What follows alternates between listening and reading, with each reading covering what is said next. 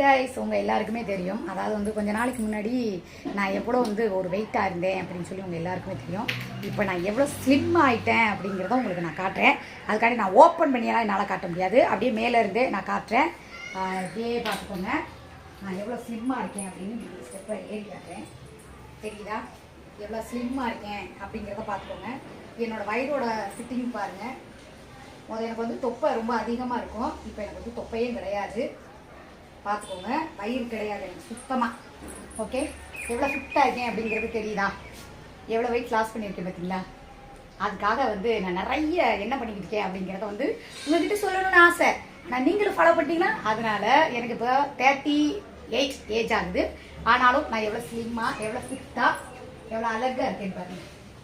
Okay, இதையும் ஆபாசன்றாதீங்களா? நான் ஃபிட்டாக இருக்கேன்னு காமிச்சிருக்கேன், அவ்வளவுதான். மற்றபடி எதுவுமே கிடையாது.